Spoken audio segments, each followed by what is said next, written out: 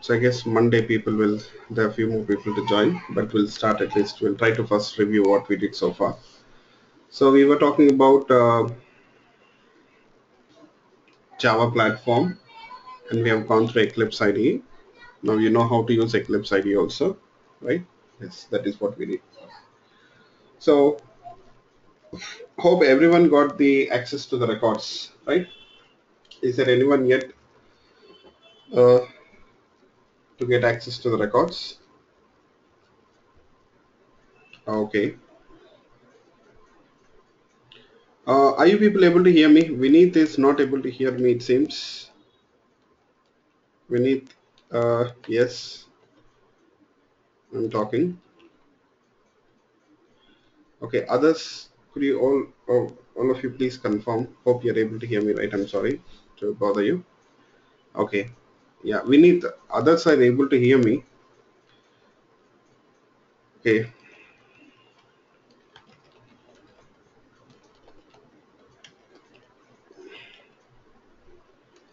try rejoining the meeting. Okay, he left. Fine, he'll rejoin. So, yes, did everyone get the access to the records?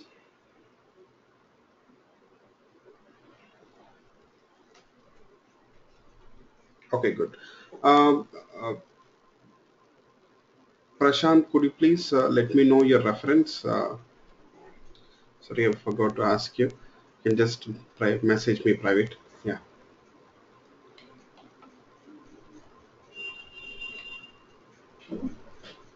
Your reference, Prashant? Forgot to ask you. I have to just make a note of it. Okay, so that I can inform. You're from?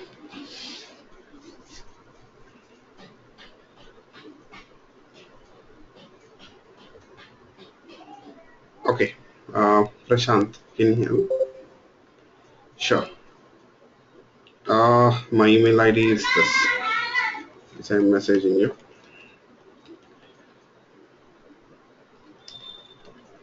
Please let me know your reference so that I can make a note of it. Just typing. Just message me. Yeah. Thank you. Okay. Yes. Uh, Vineet, hope you can hear me now.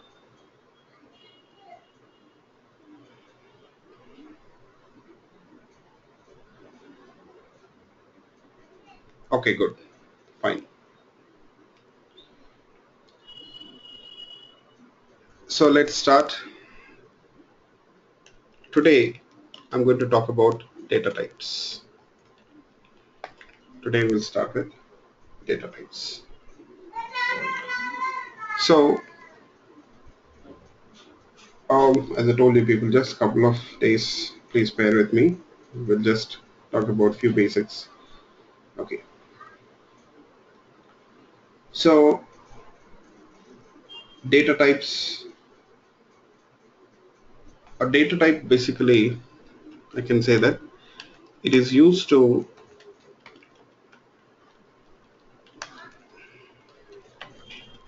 specify the type of data, or is used to specify what type of data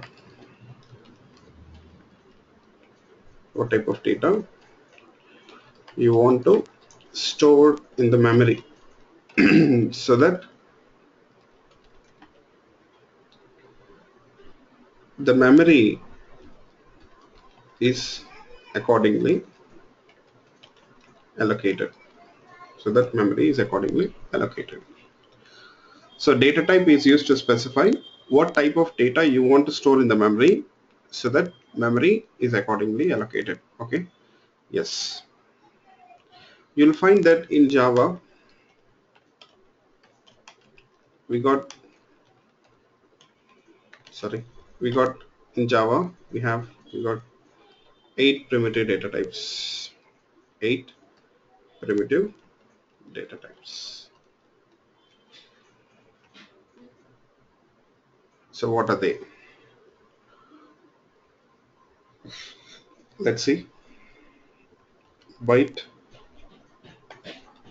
short, int,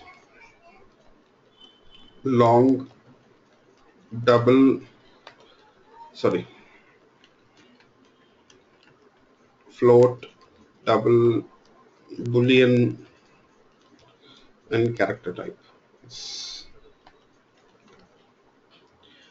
These are various data types which you will see in Java.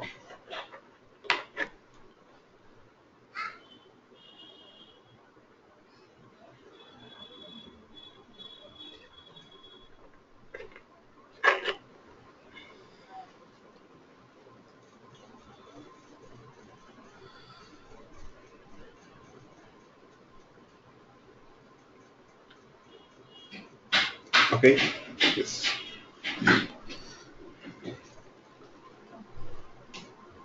So each data type, it is used to specify what type of data you want to store in the memory. Yes. So we'll see how to use these data types. Okay. Let's try to do that.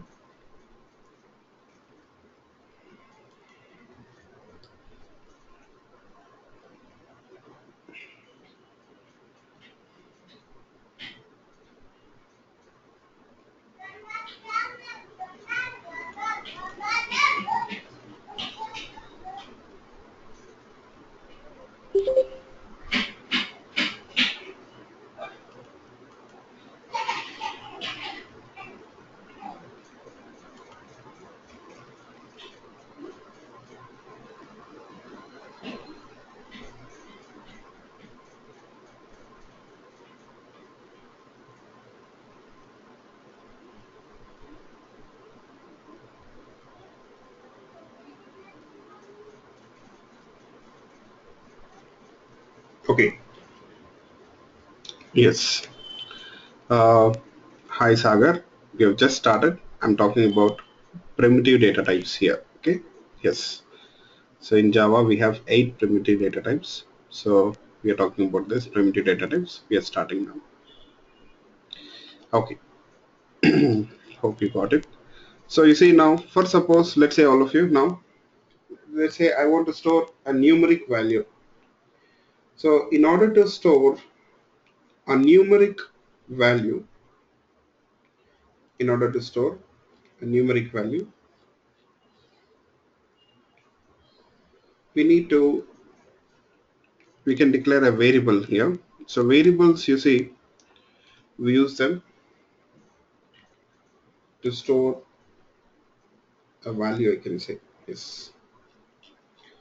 So when we do this, now if I declare a variable like this, what is the variable name B?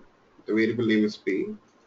And you see here, it is what type? I have specified the type as byte type. You have specified the type as byte type. So now for this variable, memory is allocated. How much of memory is allocated for this variable B? 1 byte of memory is allocated. Okay, yes. So, you know, now that variable B, it refers to a memory.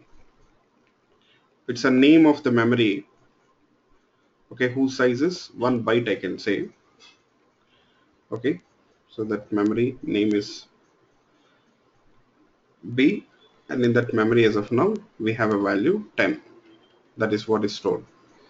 So this memory size of this memory will be, sorry, the size of this memory block which is referred by this variable B is 1 byte, I can say. It is exactly 1 byte. So this is what happens when you declare a variable this way. Yes. Okay. Now, you know, you need to also understand the range of values which we can store.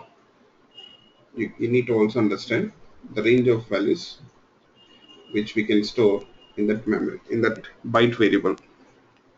So the minimum value, the least value which you can store is minus 128, and maximum value which you can store is plus 127. So this is the range of that byte variable. Okay, minimum value is minus 128 and maximum values plus 127. That's all. Just this is for your information purpose. So if you know this information, it will be better. That's it. You don't need to really remember all this values range and all. But okay, at least if you have got some idea, it helps you people to understand how much of memory will be allocated for your programs based on that. Okay, next, you see, we can declare a variable of type short. So if I declare a variable of type short, you see, for this variable again, memory will be allocated. This variable s, you see, in this case, it is short type. So a block of memory is allocated. How much of memory is allocated if you declare a variable of type short? You'll find that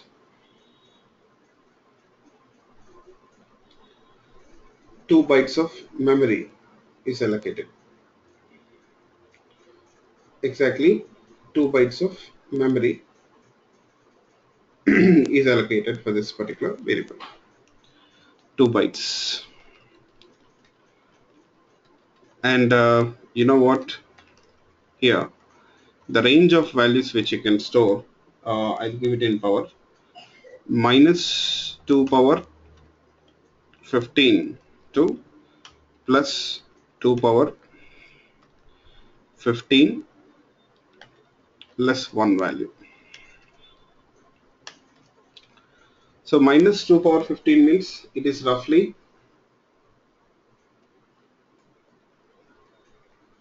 36,000 change. Okay, it is roughly 32,000 change, I can say. Okay, yes. Next, 32,000 change. Next, we'll declare a variable of type integer. Into this integer variable, for this integer variable, 4 bytes of memory is allocated.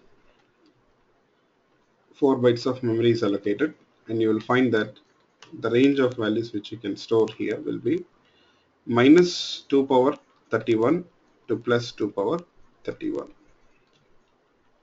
Minus 2 power 31 to plus 2 power 31. So this is the range of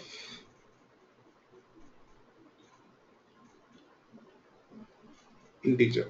You see, it's actually a big value, okay, which we can store into this integer variable. Yes. Next, we got long type, another data type which is of type long. So you can declare a variable of type long. You see, for this variable, you will find that first of all, 8 bytes of memory is allocated, and the range of values which you can store is minus 2 power 63 to plus 2 power 63 minus 1.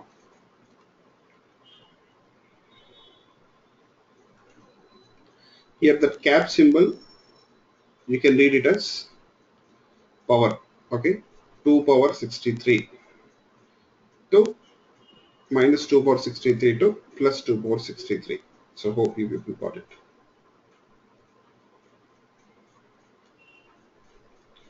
That cap symbol, you can read it as 2 power. Okay, fine.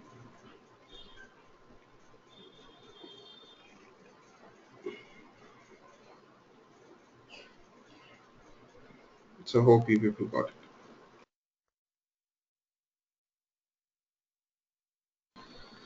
Okay, so Hi Surya. So we are talking about primitive data types. You see, you got 8 primitive data types. Now, as of now, what you can see is four data types. Uh, Basically, data types are used to specify what type of value you want to store into the memory. Accordingly, say the memory is also allocated. So that is what I'm talking about. Okay. Yes. I have a question for you people, all of you. Uh, is 7:30 a.m. Central Time fine with you people, all of you? Or do you want me to start at 8 a.m. Central Time?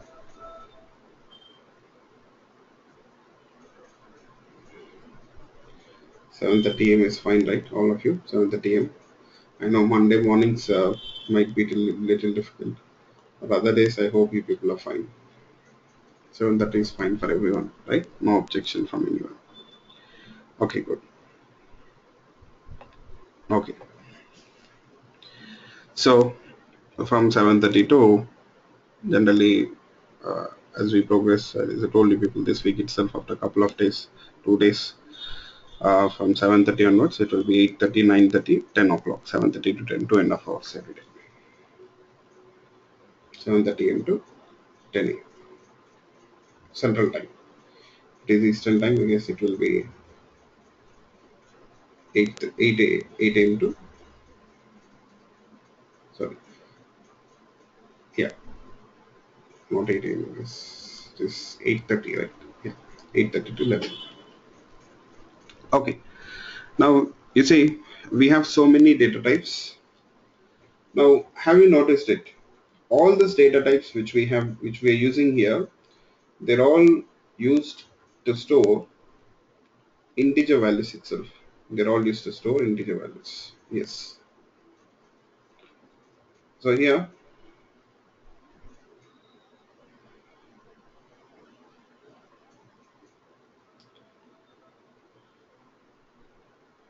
that means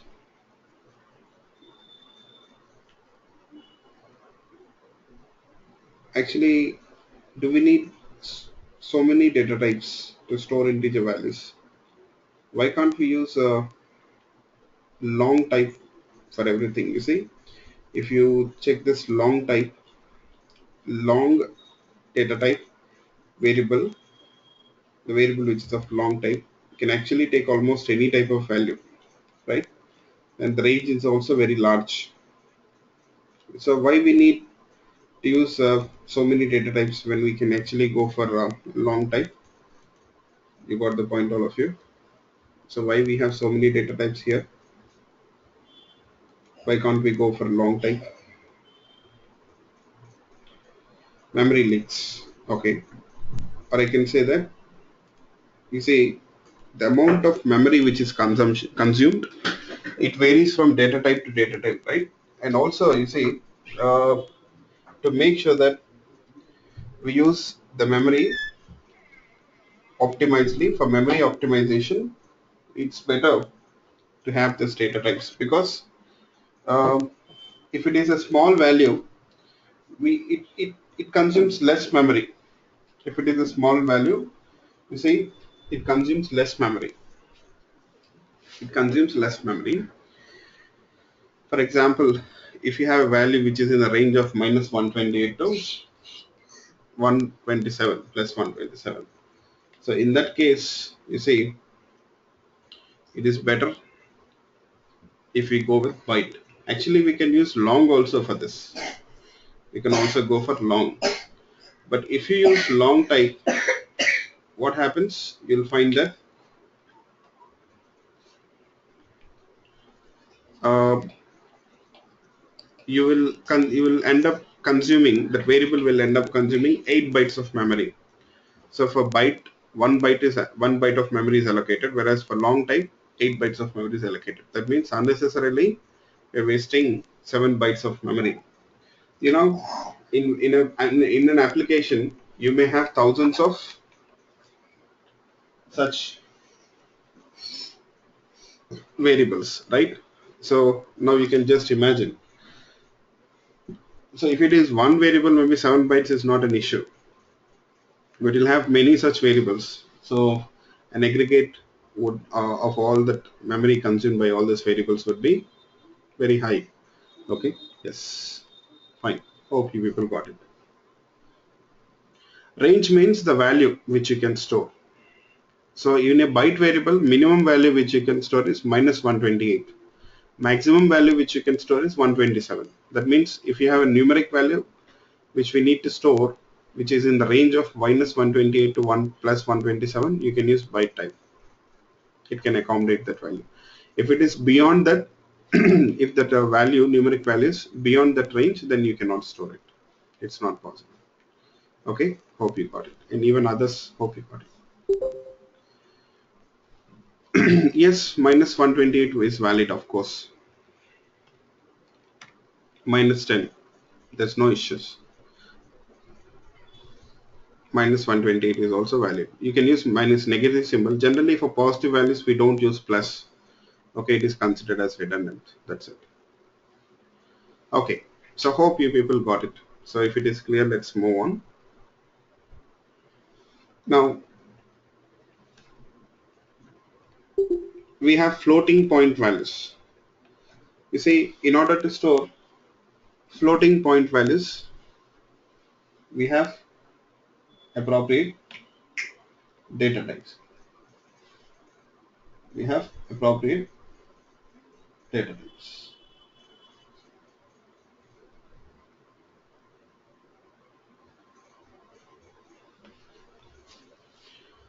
Floating point values means the numerics with decimals, with the numeric values with decimals, I can say. It's the numeric values with decimals.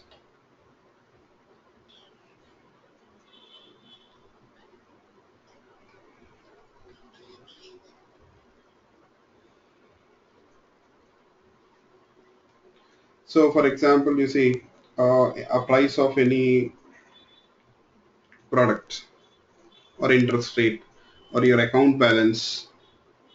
These are all examples, I can say. Your account balance. So these are all examples.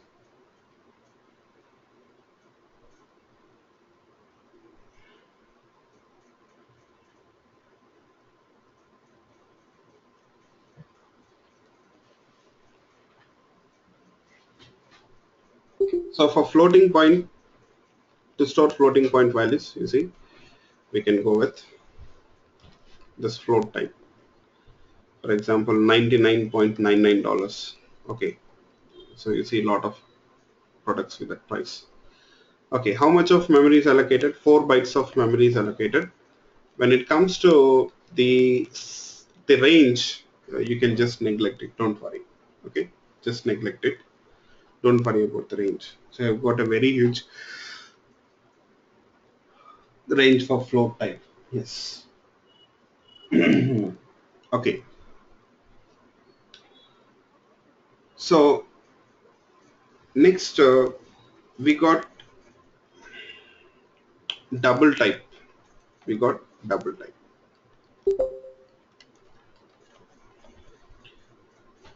For double, you will find that. Okay, one more thing. Have you people noticed it? When it comes to float type, when it comes to float type, so you will find that I'm using a suffix f. I'm using a suffix f.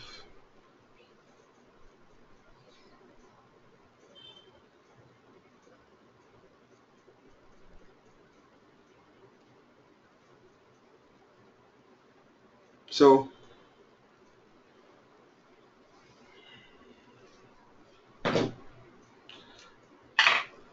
is this mandatory? Do we need to have that suffix mandatorily here? Yes.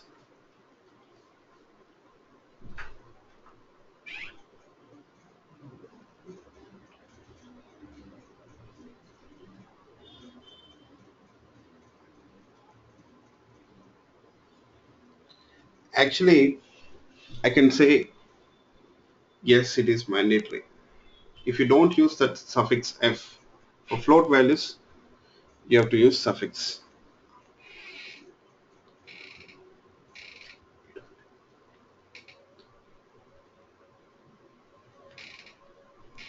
It's mandatory. If you don't use it, then you see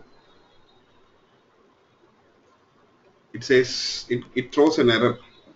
You can see this error. It throws an error.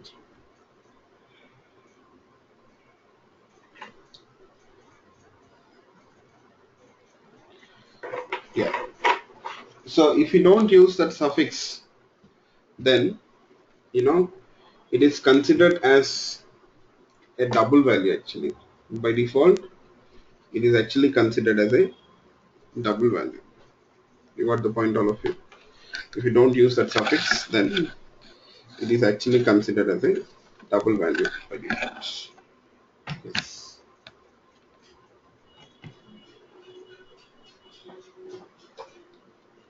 So you have to use that suffix f. So always for the float type values, especially for float, you have to use that suffix. Okay. Next, we have double type. Double, say your account balance. Currency na, it should be more accurate. So for suppose something like this. So double type is also used to store a floating point value. If you notice this double type, for the double type value, the prefix is not mandatory. Actually, if you want, you can have a prefix D. No, but that value, we are talking about value, not the variable. That value which you are storing. Okay. Yes.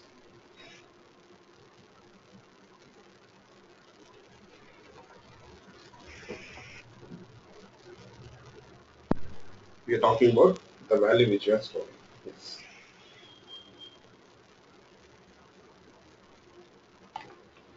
Of course, the variable type is float type. Even we need to consider the variable value. Yes. Okay, sorry. Just a minute.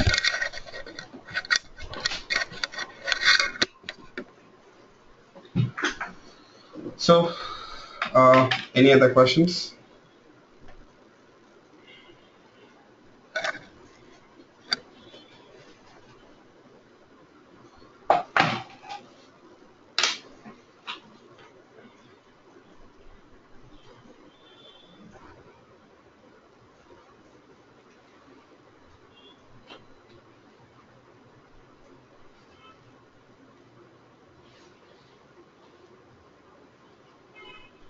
Okay, fine.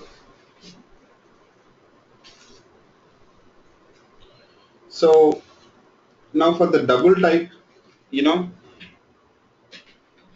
how much of memory is allocated? You'll find that for double type, 8 bytes of memory is allocated. And you can just neglect the range here again. It's a very huge range. Yeah. Now, um, what is the difference? Is it the only amount of memory which is allocated, or is there any other difference apart from that memory which is allocated? Apart from the memory, is there any other difference?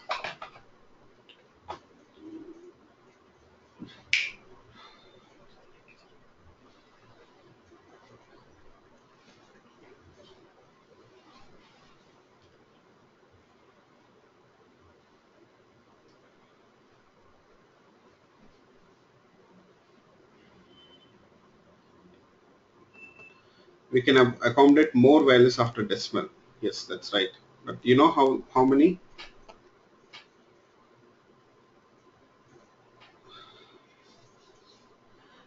For price, sorry, for float type, it will be up to 7 digits accurately. Yes. After the decimal point, in case of float type, after the decimal point, you can add up to, it can accommodate up to 8 digits. You can make a note of it. When it comes to float type, after the decimal point, you can add up to 8 digits. But when it comes to double type, it accommodates up to 15 digits. It accommodates up to 15 digits here. Okay, yes, it accommodates up to 15 digits.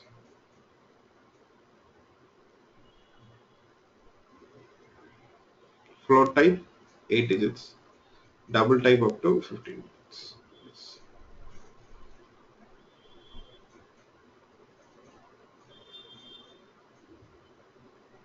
That means you'll find that double is more precise. Double has got higher precision. Double has got higher precision compared to float type. Okay, yes. Double has got higher precision compared to float type. That's it. Okay. Hi Srinivas. Actually, I was talking about the data types like byte, short, int, long. I guess you missed that part of the session. And actually, Srinivas, session starts at 7 p.m. Okay, Indian time. That means it is 7:30 a.m. Central time. So it will be half hour early every day. Okay, 7:30 p.m. 7:30 a.m. Central time. It is 7 p.m. Indian time. You got it. So you got the access to the Dropbox. Are you able to access the Dropbox? Uh, did I mail you? Sorry, did you send me a mail regarding the Dropbox?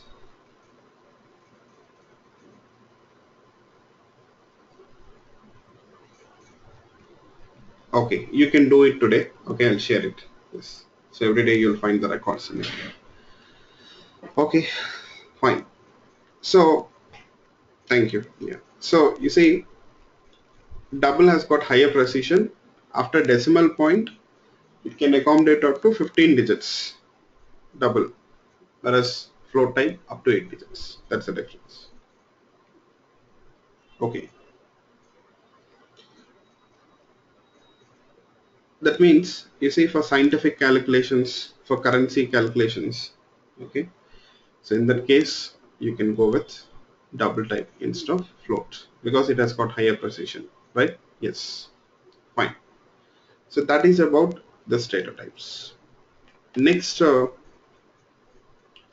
talk about Boolean type. So Boolean is actually very simple. So I'll declare a variable with the name flag. The variable name can be anything, doesn't matter. Now, generally, a Boolean value means, yes, can you people tell me what will be the possible Boolean values according to you people? Okay, yes, no, true, false. Yeah, you know, in some languages I see Boolean values will be yes, no. In some languages they use 1 minus 1 also as Boolean values. Okay, 1 minus 1 also is used. Yeah, but when it comes to Java, yes, that's right, you people are right. It will be exactly true or false, that's it. A Boolean value can be either true or false. Only two values, that's it. Either true or false.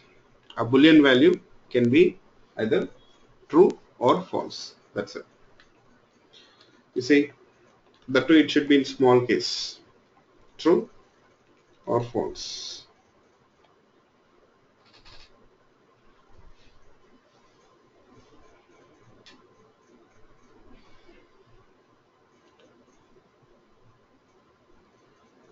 Yes.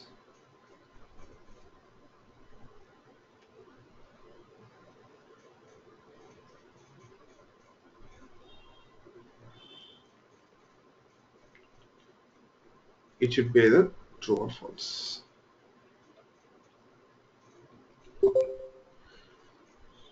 So yes, no, minus one, one, they are not allowed.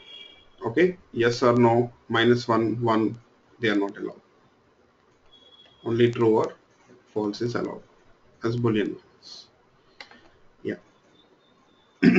Okay. So hope you people got it. So you see, the amount of memory is just 1 byte. There is no range, you know, because it can take only one of the values here. So no other values are allowed.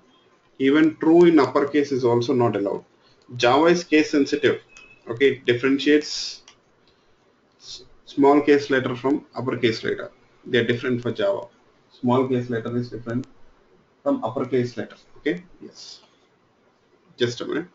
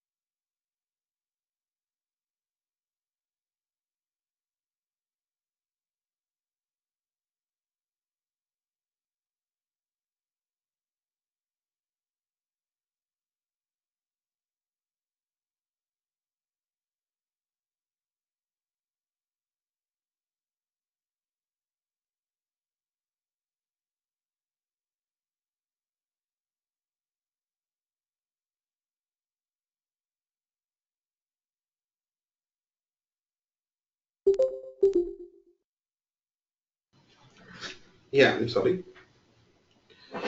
Okay.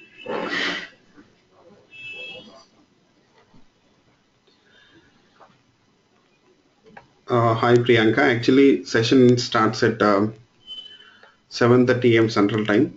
Are you in Central Time or Eastern Time? I guess you're in Eastern Time, right? So if you're in Eastern Time, it will be 8:30 a.m. Eastern Time. Okay. Session starts half hour early than what it used to be earlier.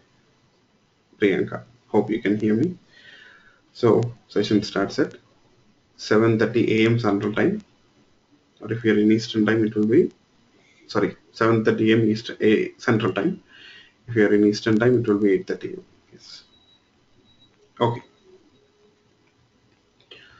So you see, Boolean value, even it is not taking this uppercase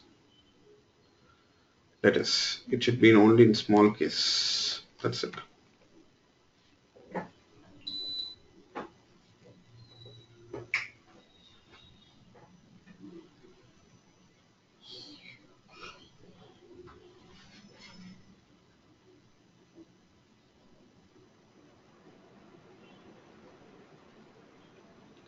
Okay. So next we have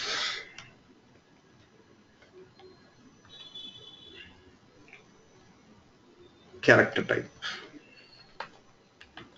So basically characters are represented using single quotes. Character means it can be any alphanumeric value, or it can be a digit. It can be a special character. Alphanumeric value or a special character.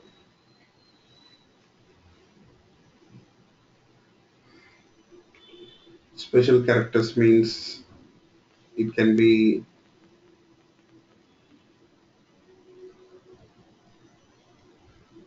percentile, less than, any special characters, special symbols which you see on the keyboard. Okay. Yes. Let's say I'll store H.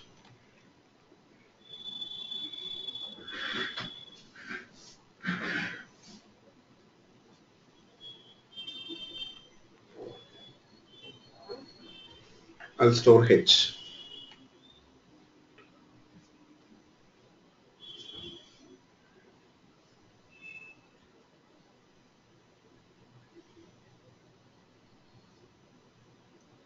So you see, we are specifying it in single quotes. We can't directly assign it. You have to use the single quotes.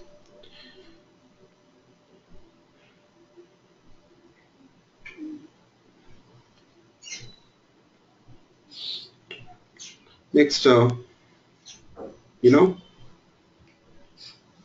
for character type, you'll find that 2 bytes of memory is allocated. Okay.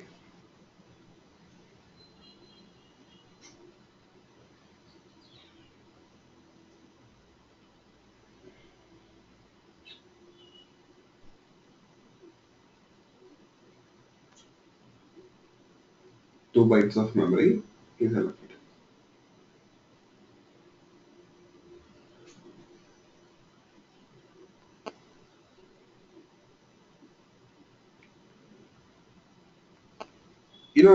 I have a question for you people. So this character which we are trying to store into the memory, is it stored as is into the memory? What do you people think? Is it character value? Is it stored as is into the memory?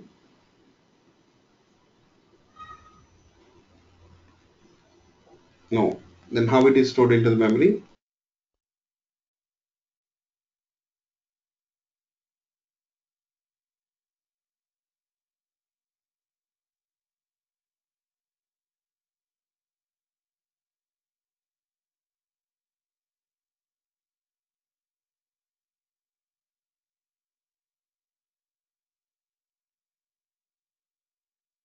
Okay.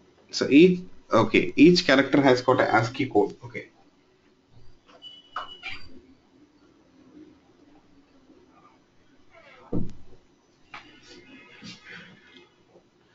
Okay. Okay. Ones or zeros. ASCII. Yes. So let's try to understand what is this ASCII and what is this, how exactly the values are stored. Yes, actually the values are stored in the form of in the form of zeros and ones. Actually, generally what happens is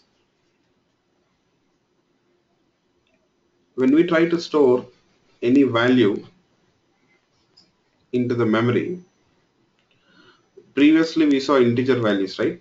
So all the data types right from the beginning, byte, short, int, long, float, double.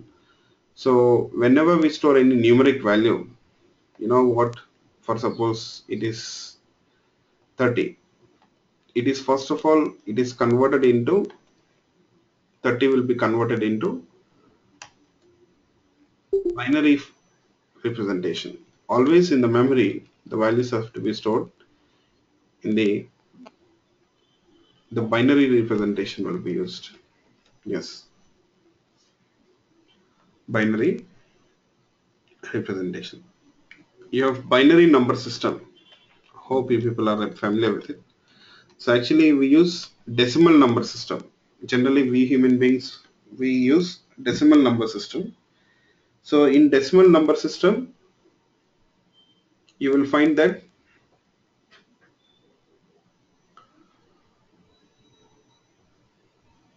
the base is 10. That means what will be the legal digits from 0 through 9? In decimal number system, the digits which we can use are from 0 through 9. So any value will be represented using the digits 0 through 9. They can any value will be in combination of 0 through 9. Yes. When it comes to binary number system, so we have how many digits here? Only two digits, right? 0 and 1. So any number or any value in binary number system, it has to be represented with the combinations of zeros and ones. You know that. And whenever you try to store any numeric value internally, first of all, that numeric value is converted to binary format and then it is stored into the memory. Yes, now I'm not interested in teaching how to convert that numeric value to binary format. And I hope everyone is familiar. Even if you're not familiar, don't bother because that's not your work. It's the work of your machine. So we'll learn our job, what we have to do. We'll neglect what machine has to do. Okay? Yes. Fine. So of course we should know, but what it does. Actually, you'll find a lot of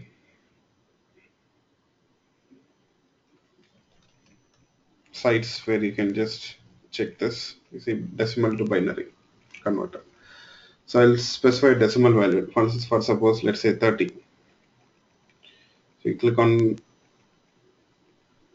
convert, okay, you got the binary value for 30. So if you try to store a numeric value 30 into the memory, so what happens? That value is converted into binary format, and this is the binary representation of that value, and it is stored in this way into the memory. But what if I try to store a character?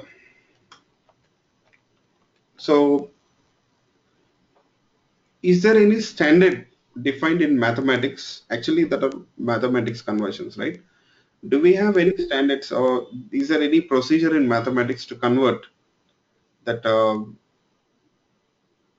alphabet to binary number system? Do we have any procedure? Have you learned any such procedure? I hope you might have learned how to convert a decimal to numbers, binary number system, binary value, I'm sorry. Decimal to binary, you might have learned that procedure. But is there any standard procedure defined in mathematics to convert alphabets or any special symbols to binary format? I guess there is no such procedure. Am I right? There is no such procedure. Is anyone trying to speak or talk? Is anyone trying to talk to me?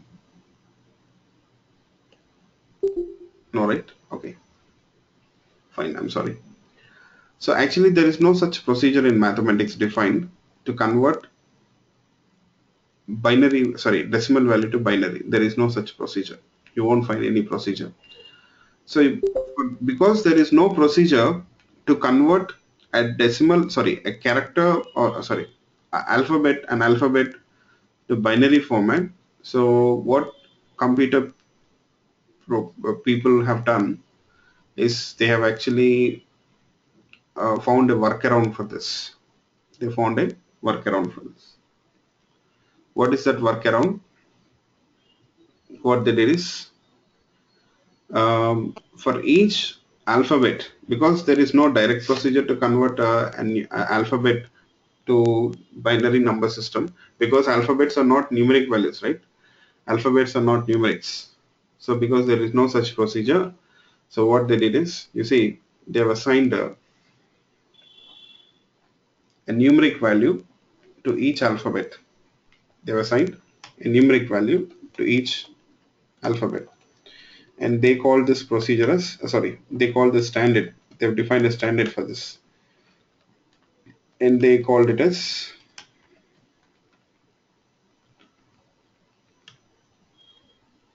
ASCII standard. They called it as ASCII standard, American Standard Code for Information Interchange.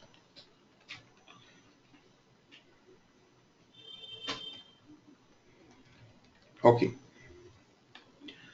Even okay, it will continue till Z like that. And similarly for small a, it is 97. For small b, it is 98. For small c, it is 99. For small d, it is 100, and so on like that.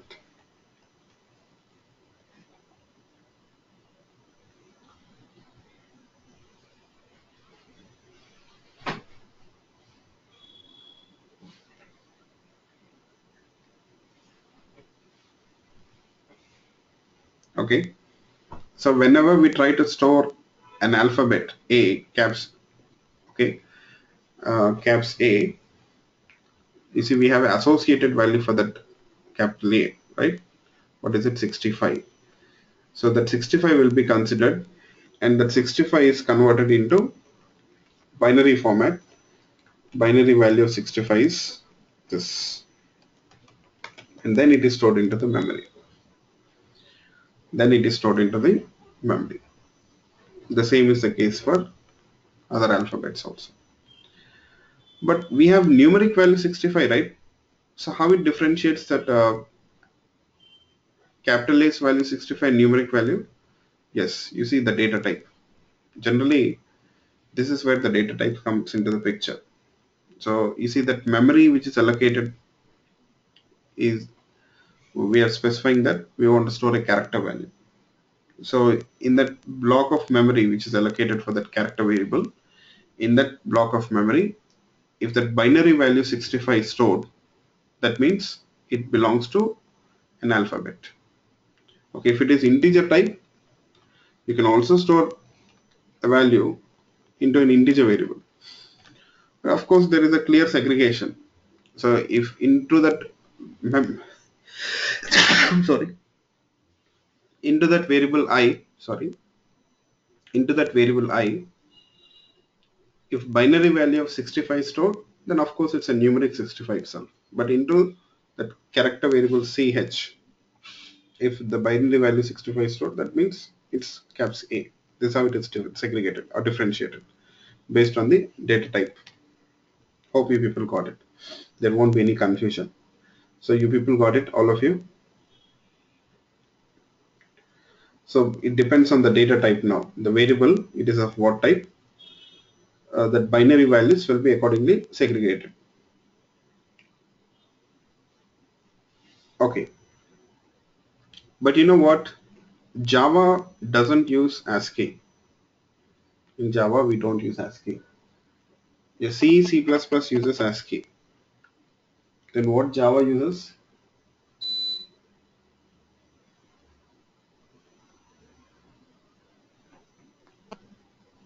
What Java uses?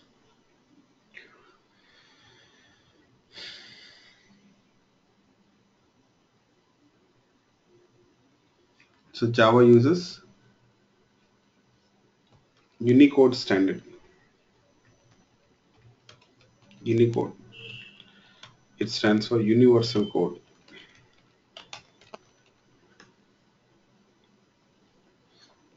If you have any other, you know, full form for it, you can give me. As far as I am concerned, I know this. That's it. Okay.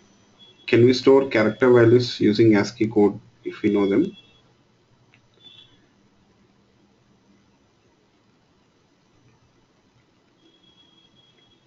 Okay, I'll come to that point. Okay, Aarti.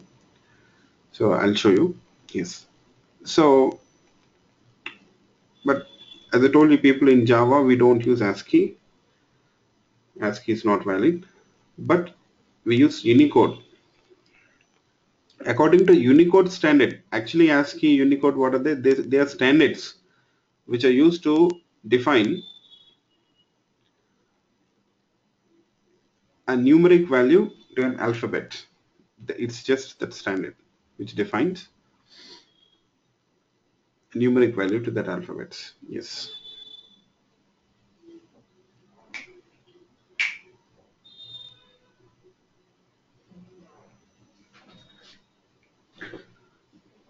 Okay. So we use Unicode. So according to Unicode also, you see we have same set of values for alphabet. For caps A it is 65, caps B 66, small a 97, small b 98, and so on. Then what is the difference between ASCII and Unicode? Is anyone familiar with the difference between ASCII and Unicode?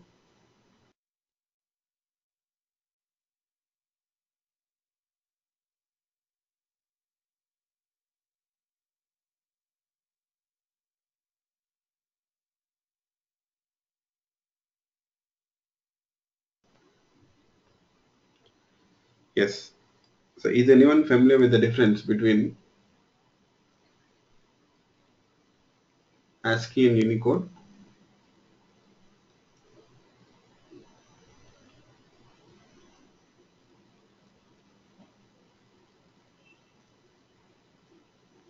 Okay. I'll tell you people. ASCII,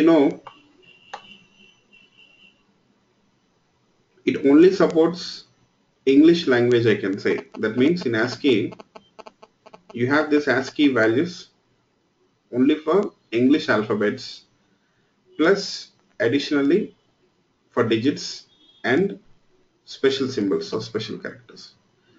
Altogether, you'll find that in ASCII, you have ASCII values for 256 characters. That's it. It has got you'll find that in ASCII you have 256 characters. That's it. But you know, Unicode is multilingual. That means it supports multiple languages, human language I'm talking about. That means not only English, no, you will find that in Unicode, not only Unicode values for English alphabets are specified, but you will find that in Unicode, even Unicode values or numeric values for other languages also are specified, even for other language alphabets, like most popular international languages, French, German, Chinese, Russian. Okay, you will find that you have Unicode values for other language alphabets also. It supports multiple languages, unlike ASCII, which only supports English, whereas Unicode supports multiple languages. So you have thousands of Unicode values. Okay, yes. You'll find that the range of that character type will be almost 32,000 change or so. That means you can it can accommodate up to that many characters. Yeah, there can be different types, different language characters, alphabets which belong to different human languages, not programming languages, human languages.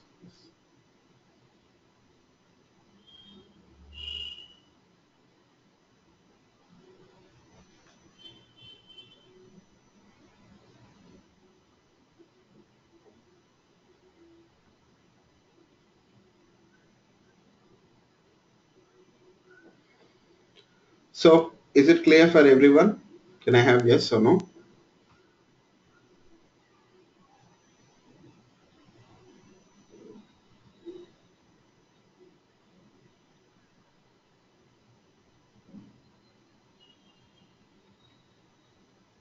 Okay. Now, first suppose here, what if I try to do this? CH equal to 65. See, I'm trying to assign a numeric value to that character variable. Can we do this?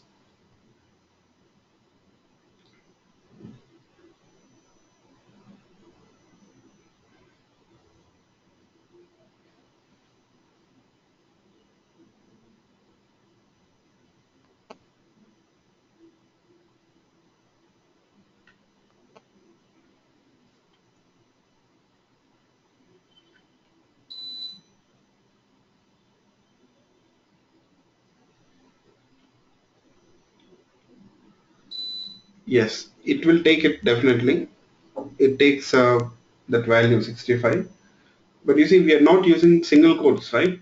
So it assumes that it's a numeric value, and that too, it understands that it is a Unicode value. So that means instead of assigning the character, instead of that, we are assigning the Unicode value of that character. So which is definitely allowed. Okay, yes, fine. So if I try to print this character variable value, if I try to print that character variable value, what do people think? What it prints, 65 or A? What it prints, 65 or A?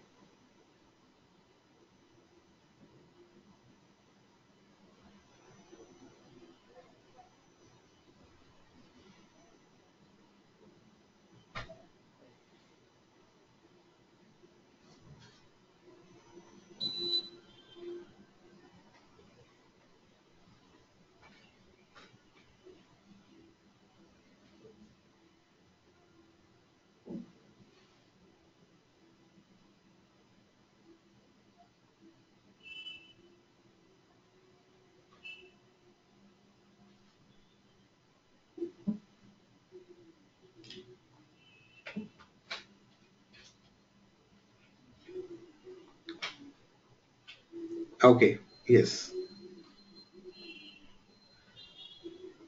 So it prints A. Okay, yeah, that's it. Good. So now, hope your answer is also clarified. Okay, good. Okay. So this is about character type. So This way you see in Java we got 8 primitive data types: byte, short, int, long, float, double, boolean, character.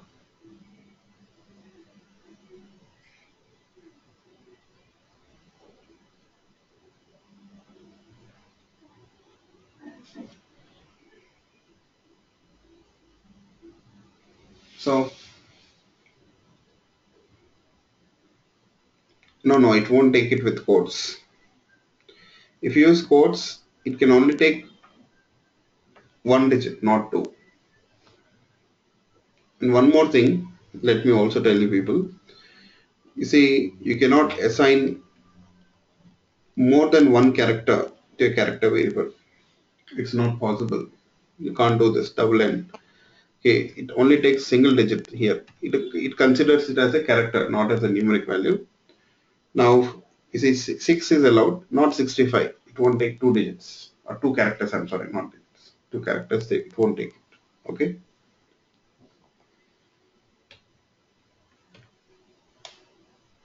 So hope you got it. Yeah. Fine.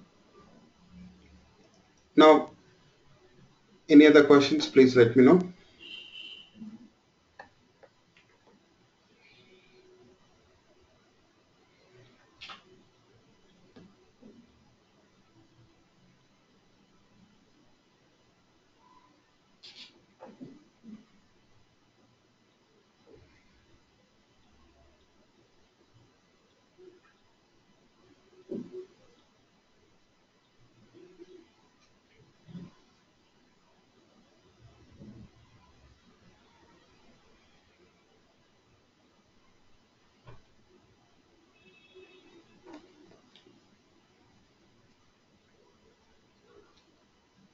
Not bytes, I can say, but it depends.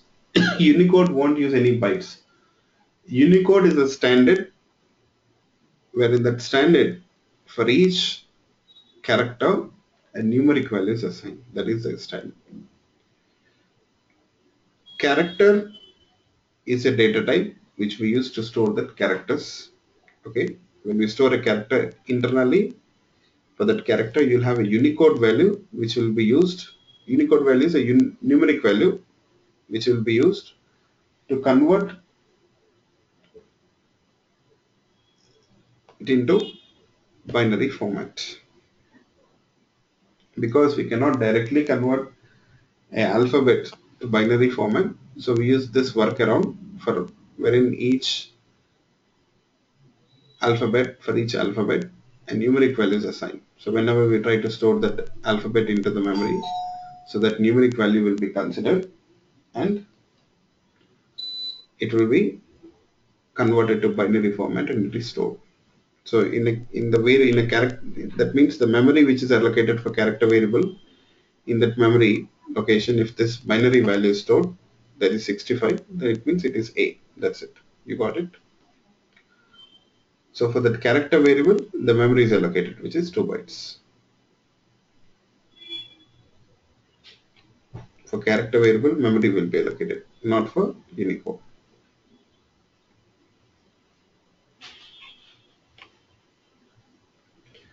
So, okay, does character variable can store combination of alphabets and digits like, no.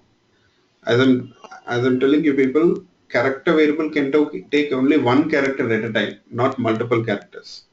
At most, you can store only one character in a character variable, a single character. Okay. So if you want to store multiple characters, then what you will do? Yes, I hope most of you people might be familiar with it.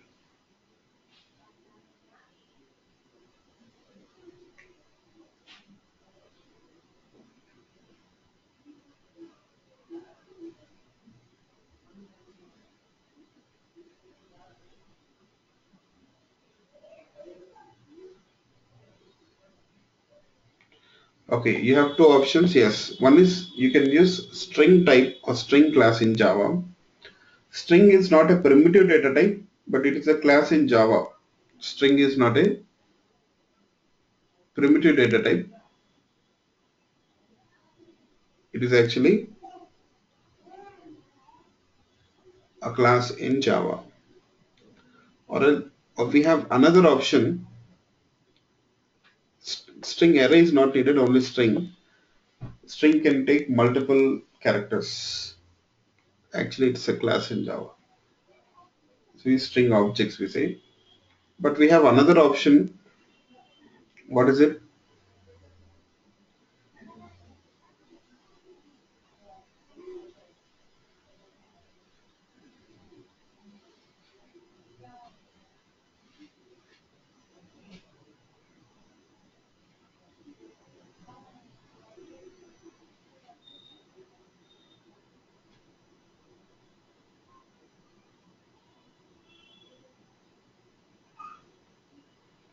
No, we can go for character array.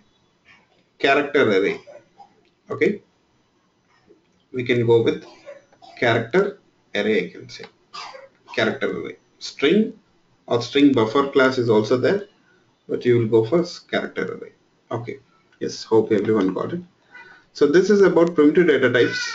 Now last thing which I would like to talk about here is type conversions or type casting, we say. Type conversion or type casting. Yes.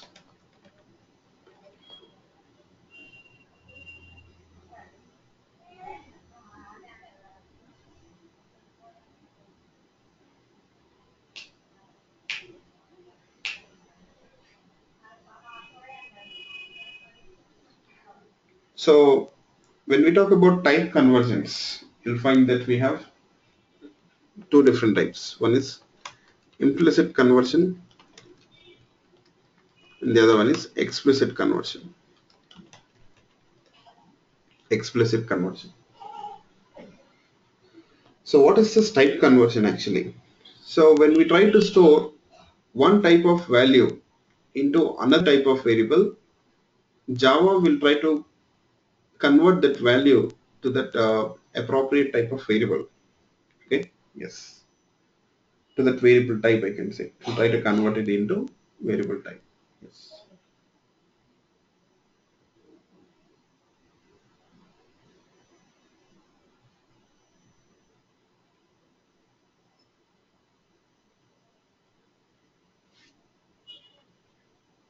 yes.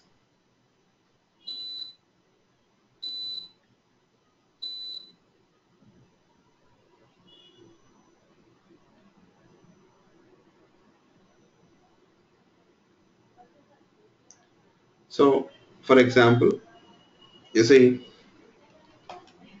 let's say we have a variable new with value 10. It's a numeric value, right? I'll declare another variable, something like this, let's say p, and I'll try to assign that value which is in that integer variable. See, that is an integer value which is in that integer variable, right?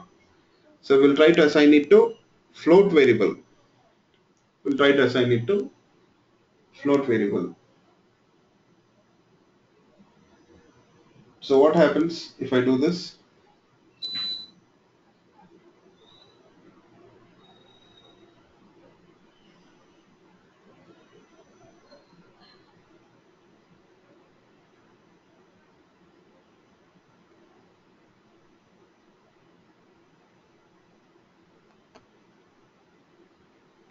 You see, in this case, in Java,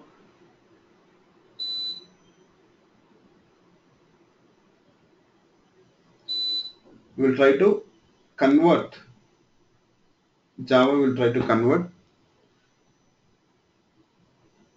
this numeric, that integer value, I'm sorry, that integer value to float type. That means it will upgrade it. Okay, from integer type, it will upgrade it to float type. If this numeric value 10, that integer value 10, if it is upgraded to float type, then what it will be?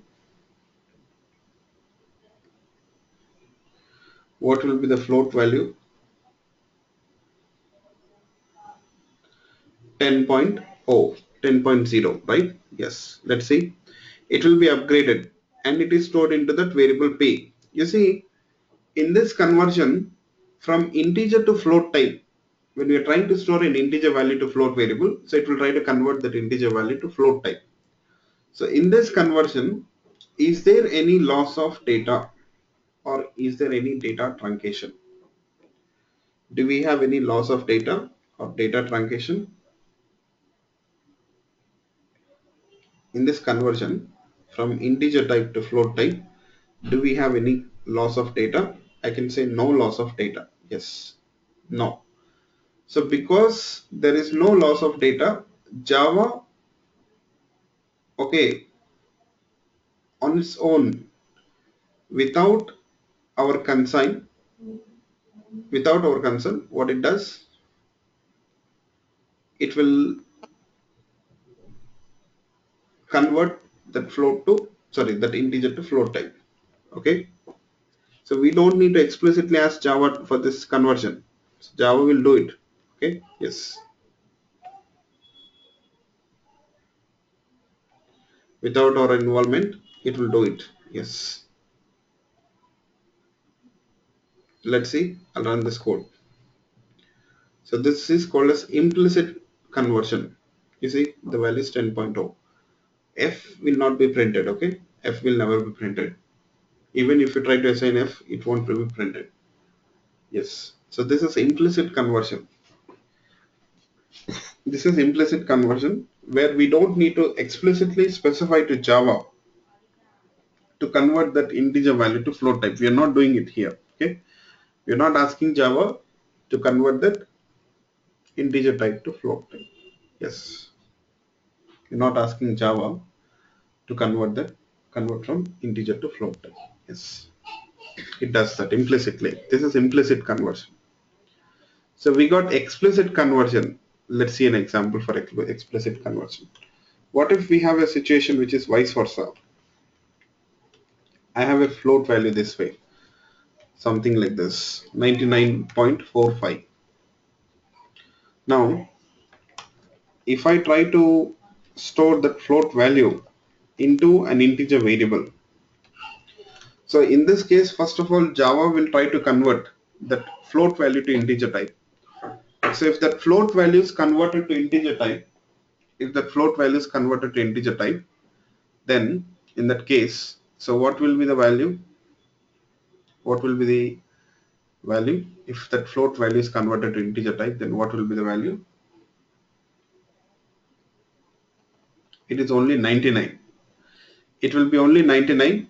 So that 0.45 will not be truncated. 0.45 will not be truncated. I'm sorry. It will be truncated. So only 99 will be there. Yes. This decimal value is truncated. It has to be deleted because integer variables cannot take that floating point value. The floating point value will be lost. So there is a data loss in this case. We have data loss or data truncation. So Java will not do this conversion on its own. You see, it throws an error. It says type mismatch cannot convert from float to integer. Float to integer. Yes. Fine. Then what to do? We have to ask Java to explicitly convert it if you want. Okay, because there is data loss, it won't do it on its own. But if you wish, you can do it. You can ask Java to do that. So for that, we have to use casting operator. So if you want Java to convert it from one type to another type, okay, you can use casting operator. What is that casting operator? You see this brackets is a casting operator here. In the brackets, to what type you want to convert the data, you have to specify the data type. In the brackets, you'll specify the data type. You see, in this variable p, we have float value. So that float value should be converted to what type? Integer type. So you'll use this casting operator this way. The float value will be converted to integer type and it is stored into that variable I.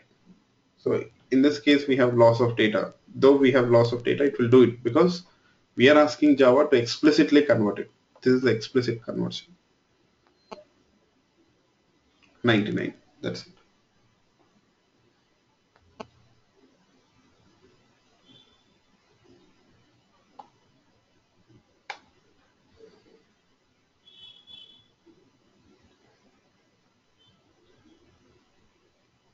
Yeah,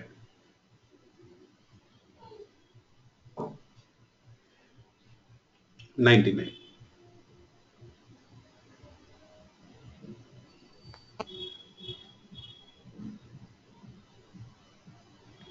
Okay, so this is about implicit and explicit conversions.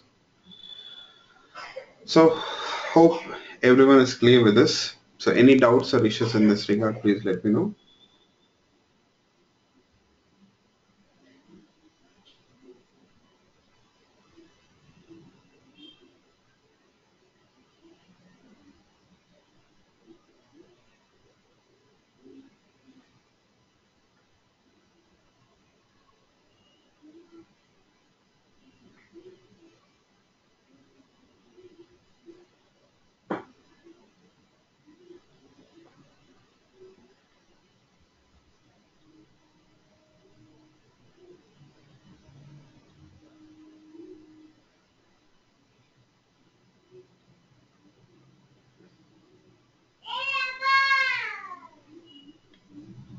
Okay, good. So hope this is clear for everyone. If so, I'll stop it here today. So we'll talk about flow control in the next class. Soon we'll be done with this basics. Yes. So good to see everyone is listening very patiently, though this is very core stuff because there are few people who are not familiar with this core topics also. Yes. Okay, thanks. So we have a class tomorrow at same time, 7 p.m. Central Time. Sorry, 7 p.m. Indian time. Tomorrow class at 7 p.m. Indian time. Now you can convert it accordingly. Okay. Yes. So we'll meet tomorrow at same time as we did today. Okay. Thank you all. Bye bye. I'm signing off. If anyone is yet to receive the Dropbox folder, you can send me a mail for the drop for access to the Dropbox. Okay. Yes. Thank you all. Oh, okay, fine. Sorry, just a minute. So this is my mail ID. Please copy this or make a note of this ID. I'll paste it here in the GoToMeeting chat. You can copy it. Yes. Sorry.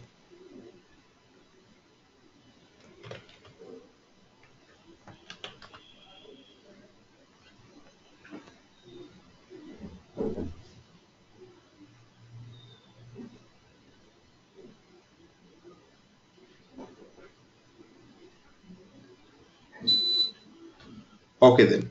Thank you all. Bye.